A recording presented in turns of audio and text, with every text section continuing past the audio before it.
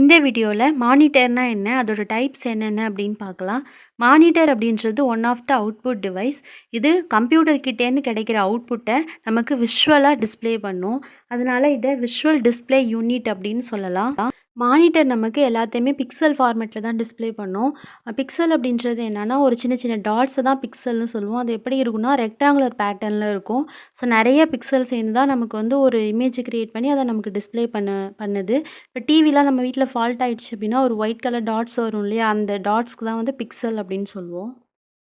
மானிட்டரில் 3 டைப்ஸ் இருக்குது. First one வந்து சிஆர்டி, அதாவது கேத்தோட் ரே டியூப்ஸ் அப்படின்னு சொல்லுவோம்.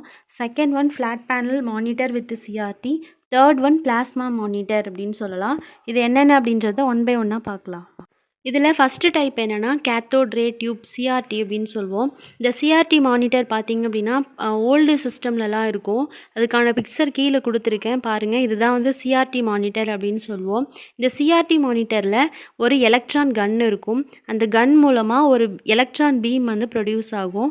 அந்த எலக்ட்ரான் பீம் வந்து நேராக அந்த பாஸ்பரசன் ஸ்க்ரீனில் போயிட்டு ஸ்ட்ரைக் ஆகும். அந்த ஸ்க்ரீனில் பார்த்திங்க அப்படின்னா phosphorus dots, millions of phosphorus dots இருக்கும்.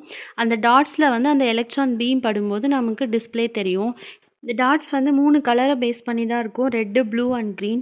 இதோட பிக்சல் சைஸ் பார்த்திங்க அப்படின்னா ரொம்பவே ஸ்மாலாக இருக்கும். அதனால் ரெசல்யூஷன் வந்து ரொம்ப கம்மி இந்த சிஆர்டி மானிட்டரில்.